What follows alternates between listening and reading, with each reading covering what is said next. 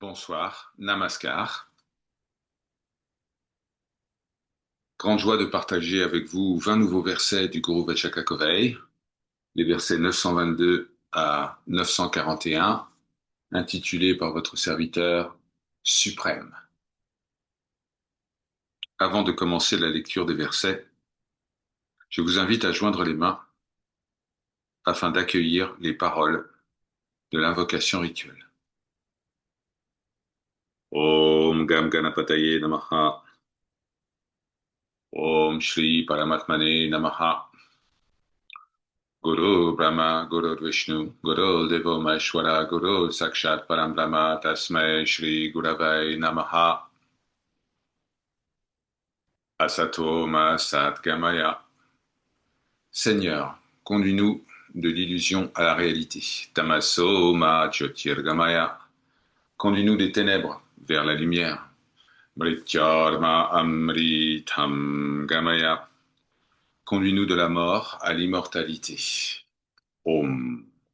Sarasvati Devi, que notre étude s'avère efficace, que notre étude soit complète et fructueuse, que notre étude soit vivifiante, que la lumière de la vérité brille sur nos études. Om Namo Bhagavate Shri Arunachala Ramanaya. Verset 922. Ô vous, qui souffrez tant, ignorant le moyen de détruire le mental et de le rendre inopérant, sachez ceci. Le moyen clé est de faire l'expérience claire que le visible, ce qui est observé, et le voyant, celui qui observe, ne sont rien d'autre que soi-même. Verset 923. Tels des ornements en or, de l'eau dans un mirage, ou un nuage ressemblant à une cité onirique. Tout ce qui est vu n'est que le soi. Les considérer comme autre que le soi est une erreur. Verset 924. Je déclare, avec certitude, que même lorsque l'esprit est éteint, ne fonctionne plus sous forme de pensée, il existe toujours une réalité, je suis, demeure de Gyanananda, la félicité de la vraie connaissance, qui se liait auparavant sous la forme de je suis ce corps, comme limité par le temps et l'espace.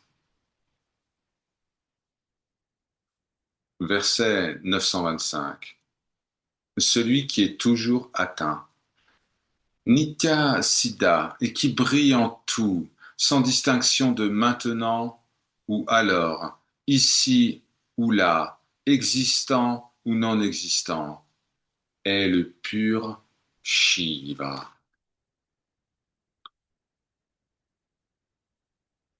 Verset 926. Seule la connaissance absolue, qui brille sans partage, parce qu'elle ne connaît rien d'autre que le soi, et non la connaissance objective, qui connaît les trois temps, passé, présent et futur, seule la connaissance absolue est omniscience. Sachez ceci.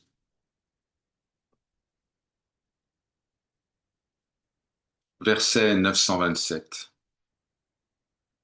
Puisque malgré leur faible connaissance, tant de maux et de souffrances s'accumulent déjà chez ceux dont l'esprit ne s'est pas apaisé, s'ils acquièrent encore plus de savoir, ils n'en tireront aucun bénéfice, mais seulement une augmentation de l'obscurité dense de l'illusion déjà présente en eux.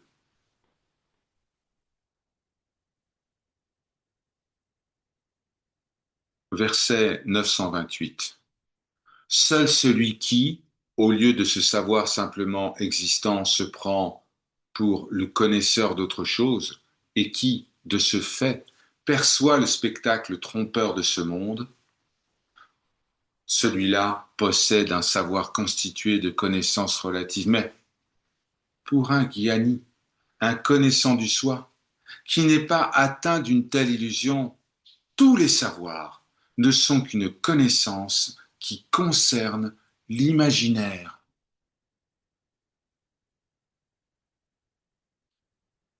Verset 929. Ce n'est que lorsqu'on se laisse tromper par l'idée qu'on est celui qui connaît, que l'on peut imaginer, oui, oh, je ne connais pas grand-chose. Mais lorsque la véritable connaissance apparaît, le savoir et l'absence de savoir disparaissent.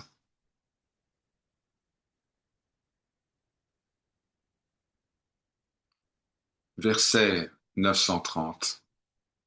Les Védas glorifient le Seigneur comme l'omniscient, mais cela est fait uniquement pour ceux qui se croient peu savants.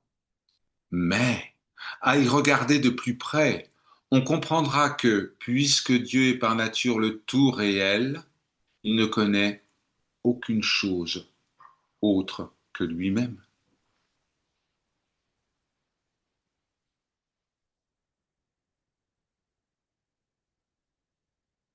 Verset 931. Certains disent, puisque les expériences des sens, l'ouïe, le goût, la vue, lorsqu'elles sont vécues, sont les mêmes pour les ignorants et les connaissants, alors il y a toujours perception de la différence. Mais en vérité, ceux qui connaissent leur véritable nature ne font aucune expérience en dehors de leur véritable nature. Différence et non-différence ont été transcendées. Verset 932. Le Jivan Mukta, le libéré vivant, est perçu comme s'il voyait aussi les multiples formes dans le monde, toutes ces différences, le multiple. Mais en réalité, il n'est pas celui qui perçoit, il n'est personne.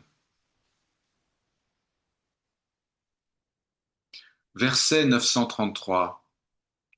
C'est uniquement à cause de la mauvaise habitude de prêter attention à des personnes extérieures que l'on se trompe en pensant avoir peu de savoir.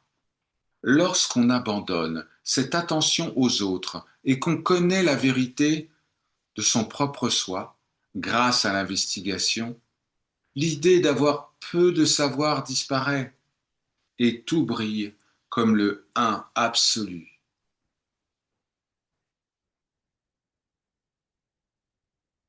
Verset 934. Connaître directement le soi non-duel, qui, en raison d'une vision erronée, apparaît sous toutes ses formes, eh bien c'est cela la véritable expérience. Aparoksha Anubhuti, l'expérience directe qui court-circuite le mental et les perceptions.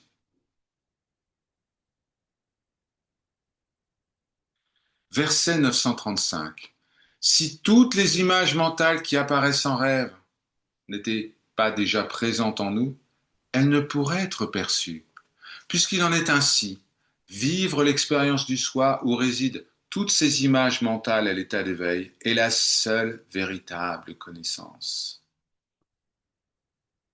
Connais-toi toi-même non pas en tant qu'individu, mais en tant que ce qui est, sans commencement, ni fin, ni changement. Verset 936. Une invitation à la simplicité. Si l'on ne s'engage pas dans la vie illusoire de la civilisation moderne, si l'on rejette l'attrait pour les connaissances mondaines inutiles, les sciences, les arts, les langues, et si on supprime le sens de la différenciation entre Shiva et l'âme individuelle, alors seulement la véritable signification de Shiva Gyana Bodham, la réalité suprême, transparaîtra.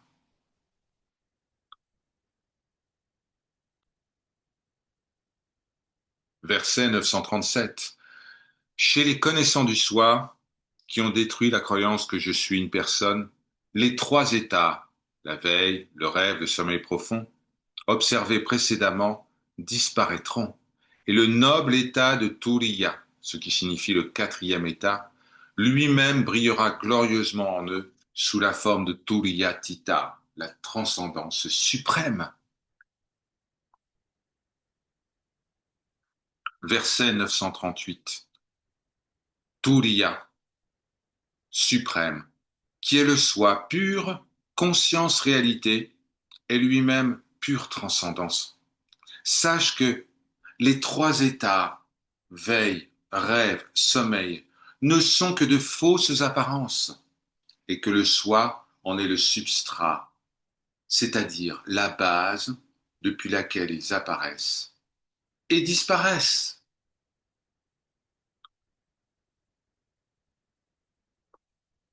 Verset 939.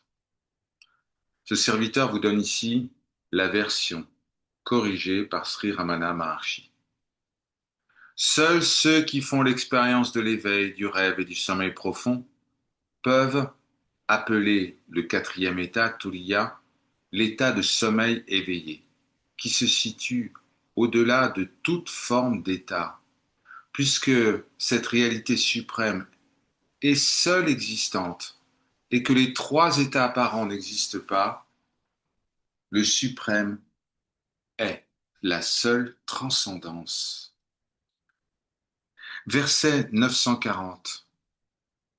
Que l'on appelle cet état suprême Jagrat Sushupti, le sommeil éveillé, ou un éveil unique non perturbé par un sommeil insidieux, cela correspondra parfaitement au vénérable Jnana Turiya, la connaissance du soi primordial. Verset 941. Dans ce verset, Sri Muruganar et Sri Ramana nous montrent que certains des propos, des expressions, des concepts mentionnés dans les Écritures apparaissent pour le moins contradictoires. Écoutez. Dans les Écritures, il est question d'un état suprême nommé Akanda Vritti, ce qui signifie mouvement dans une forme ininterrompue. Mais comment peut-il y avoir mouvement dans un état dépourvu de tout mouvement, dans ce qui est immuable? Ainsi, nous apprenons l'impossibilité pour les pensées vrittis, un mot sanskrit qui signifie signification, nous apprenons l'impossibilité des pensées depuis le substrat. Ce qui est immuable ne peut générer le mouvement. Hari Om Tat Sat. Ceci est parole de vérité. Om Namo Bhagavate Shri Ramanaya. Nous nous prosternons devant le Seigneur manifesté sous la forme du sage d'Arunachala.